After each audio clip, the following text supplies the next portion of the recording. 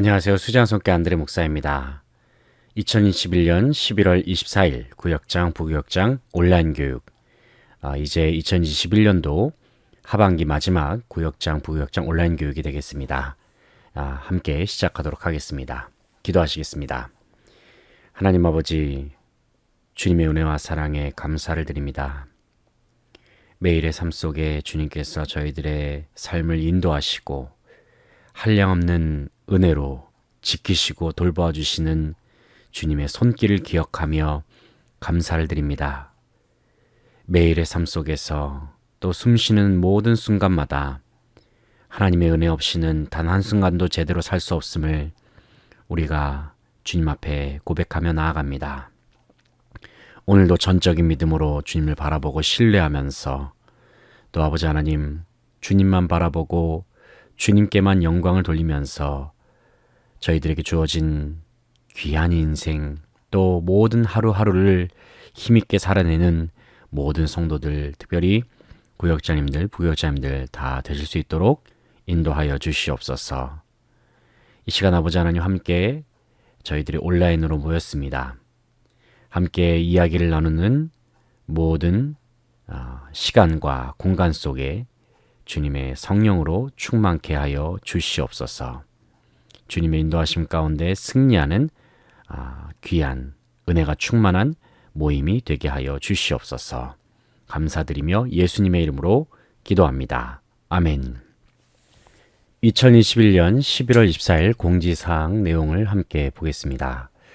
구역장 교육을 이제 오늘부로 이제 종강을 하게 됩니다. 하반기 마지막 온라인 교육이라고 말씀을 드렸는데, 지난 한 해 동안 또 귀한 수고와 또 헌신으로 함께 해주신 모든 구역자님들, 부구역자님들께 감사를 드리고 하나님의 위로가 모든 삶 속에 충만하기를 함께 기도하며 나아가겠습니다.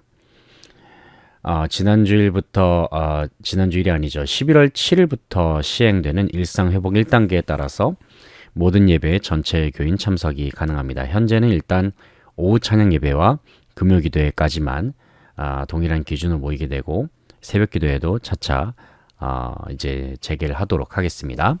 전체 교인이 참석이 가능하다는 점 참고해 주시기 바랍니다.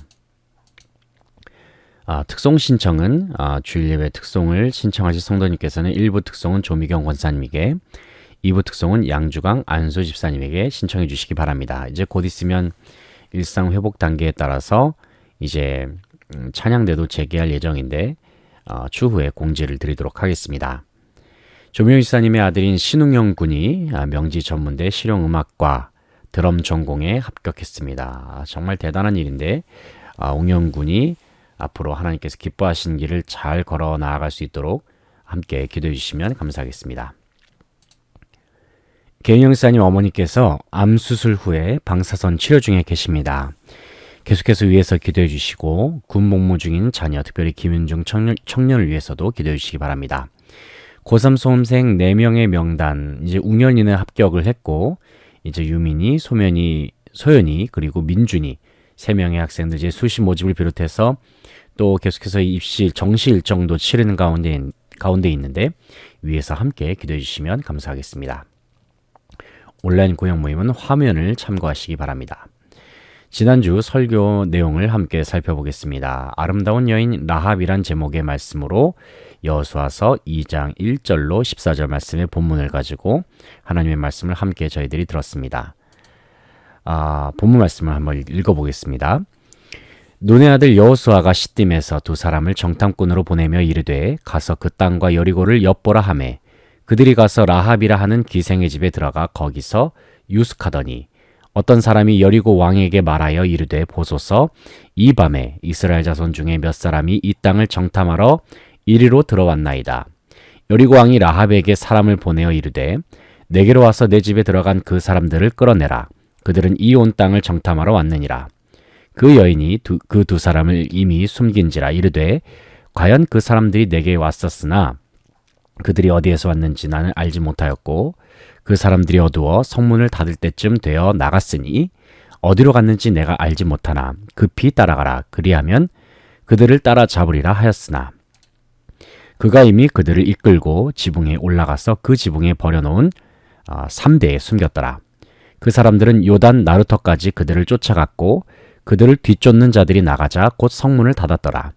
또 그들이 눕기 전에 라합이 지붕에 올라가서 그들에게 이르러 말하되 여호와께서 이 땅을 너희에게 주신 줄을 내가 아노라. 우리가 너희를 심히 두려워하고 이 땅 주민들이 다 너희 앞에서 간담이 녹나니 이는 너희가 애굽에서 나올 때에 여호와께서 너희 앞에서 홍해물을 마르게 하신 일과 너희가 요단 저쪽에 있는 아모리 사람의 두 왕 시온과 옥에게 행한 일 곧 그들을 전멸시킨 일을 우리가 들었음이니라. 우리가 듣자 곧 마음이 녹았고 너희로 말미암아 사람이 정신을 잃었나니 너희 하나님 여호와는 위로는 하늘에서도 아래로는 땅에서도 하나님이시니라. 그러므로 이제 청하노니 내가 너희를 선대하였은즉 너희도 내 아버지의 집을 선대하도록 여호와로 내게 맹세하고 내게 징표를 내라. 그리고 나의 부모와 나의 남녀 형제와 그들에게 속한 모든 사람을 살려주어 우리 목숨을 죽음에서 건져내라. 그 사람들이 그에게 이르되 내가 우리의 이 일을 누설하지 아니하면 우리의 목숨으로 너희를 대신할 것이요 여호와께서 우리에게 이 땅을 주실 때에는 인자하고 진실하게 너를 대우하리라. 아멘. 네, 지난주에 설교 요약 부분을 함께 살펴보겠습니다. 라합이란 여인은 본문에 언급된 것처럼 기생의 신분이었습니다. 그런데 성경에서는 아이러니하게도 사실은 기생은 당시에 사회적으로 그렇게 대우를 받지 못했던 그러한 계층의 사람들이었죠. 그런데 그런 여인을 가리켜서 성경에서는 오히려 믿음의 아름다운 여인이라고 말씀하고 있습니다. 라합에 대한 이야기는 신약 성경에서도 기록이 되어 있는데 히브리서 11장 31절 말씀에 믿음으로 라합은 정탐꾼을 평안히 영접하였으므로 순종하지 아니한 자와 함께 멸망하지 아니하였도다라고 말씀했고 또 신약 성경의 마태복음 1장에서 예수님의 족보에 오르는 여인 중에 한 명이 바로 라합이 되겠습니다. 그렇다면 라합은 어떤 사람이었느냐? 첫 번째로는 라합은 믿음의 여인이었다는 것입니다. 한마디로 말해서 이 믿음이라고 하는 것은 하나님을 향한 믿음을 말하는 것입니다. 여리고성을 정복하기 위한 두 명의 정탐꾼은 적들을 피해서 기생 라합의 집에 뛰어 들어갔습니다. 그때 라합은 믿음으로 그들을 숨겨주었습니다. 무슨 믿음이냐? 본문 9절 말씀에 보면은 라합은 하나님의 능력에 대한 소문을 듣고, 그러니까 믿음은 결국에는 하나님의 능력에 대한 소문을 들었다. 믿음은 어디서부터 납니까? 들음에서부터 나는 것이죠. 하나님의 말씀, 하나님에 관한 이야기를 들을 때에 믿음이 자라난다라는 첫 번째 원리가 여기에서 나오고 있고요. 그래서 거기에서 결단을 합니다. 자기가 믿던 신을 버렸다. 듣고 나서 회개했다는 것입니다. 듣고 나서 자기가 그동안에 믿어왔던 우상을 버렸다. 이것이 회개죠. 하나님께로 돌이키는 것. 그리고 하나님을 믿게 되었다. 결국에는 믿음이 들음에서부터 나왔다라는 것이죠. 그래서 하나님을 믿는 그 믿음으로 말미암아 두 정탐꾼을 살릴 수 있었다.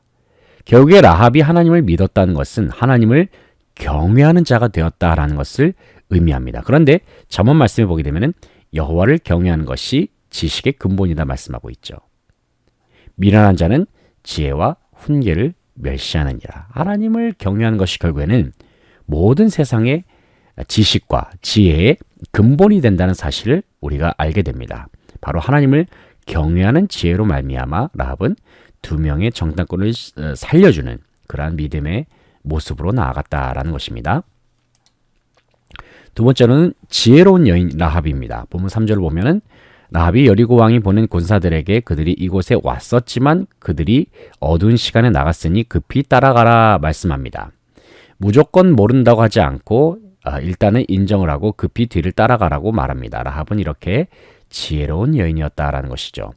이 지혜가 어디에서 나왔느냐가 중요합니다. 단순히 라합이 머리가 좋은 사람이어서 혹은 라합이 상황판을 워낙 잘하는 그런 민첩한 여인이어서 이러한 지혜를 발휘할 수 있었을까? 우리는 이 부분에 대해서 퀘스천을 가질 수 있어야 합니다. 물론 라합이 그런 기질이 있었을 수는 있습니다. 하지만 하나님을 경외한 믿음으로 말미암아서 하나님께서 그 라합의 믿음의 모습 가운데 라합의 믿음이 있는 라합의 마음속에 하나님께서 역사하셨다라는 것입니다.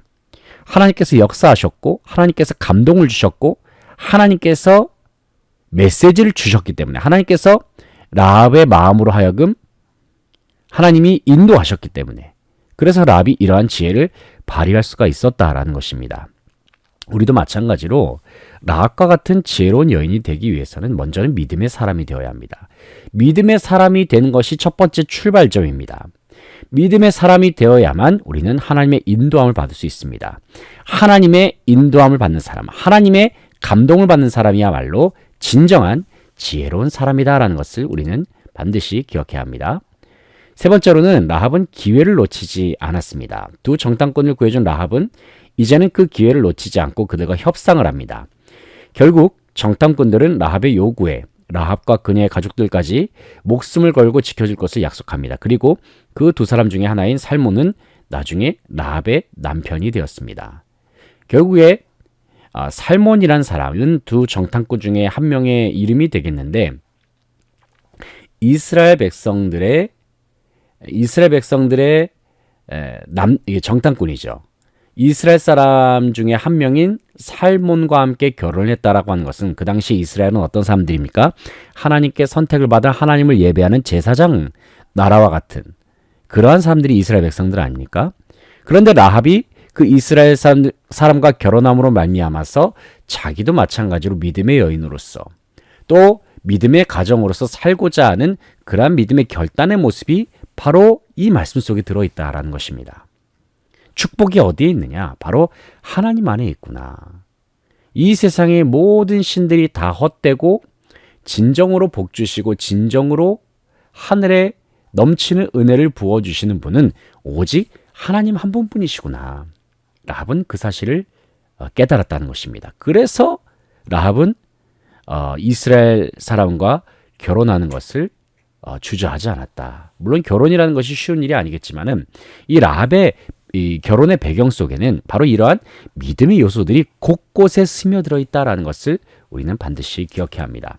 이처럼 라합은 축복의 기회를 놓치지 않았던 여인이었습니다. 자, 이 말씀을 기초로 해서 우리가 구역 모임을 함께 살펴볼 텐데요.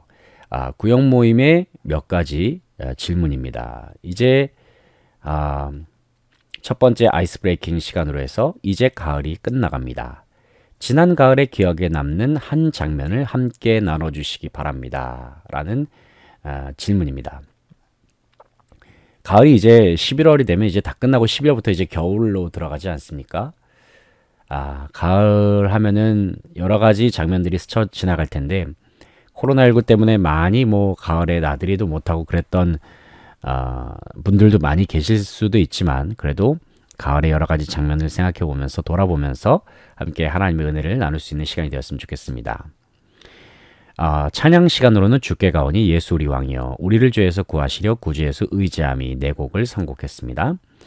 교제를 통한 나눔 질문 세 가지가 되겠습니다. 첫 번째 질문으로 여러분이 하나님을 믿게 된 계기가 있다면 무엇입니까? 여러 가지 장면이 아마 떠오르실 거예요. 누군가의 전도를 받아서일 수도 있고 아니면 어린 시절부터 모태신앙으로 자라왔다가 하나님을 만난 경험이라든지 아니면 어떤 말씀이 나에게 확 박혀가지고 그 말씀으로 말미암아 내가 믿음이 생겨서 하나님 만났다라든지 여러 가지 경험들이 있을 줄로 믿습니다. 함께 여러분이 돌아보시고 또 함께 나누시면서 더욱 풍성한 믿음의 나눔이 있었으면 좋겠습니다.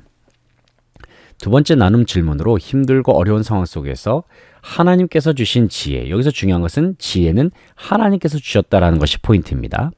그것으로 말미암아 위기를 극복했던 경험이 있다면 무엇이 있는지 함께 나눠보겠습니다. 세 번째입니다. 결정적인 순간에 하나님께서 기뻐하신 길을 선택함으로 인해서 결국에는 하나님께서 주시는 복을 누렸던 순간이 있다면 무엇이 있을까요? 하나님께서 주신 지혜로 말미암아 내가 이것을 선택했는데 그것이 알고 보니까 그 당시에 선택함으로 인해서 당장에는 유익이 없었을지라도 지나고 보니까 그것이 정말 하나님의 은혜였구나. 하나님께서 주시는 복이었구나라는 것을 깨달았다면 함께 생각해보고 나눌 수 있는 그러한 질문이 될 수 있기를 바랍니다. 자, 회원들 간의 기도와 돌봄의 섬김 시간에는 또 한 주간의 삶을 돌아보면서 감사한 일, 기도할 일들을 위해서 나눠주시고요.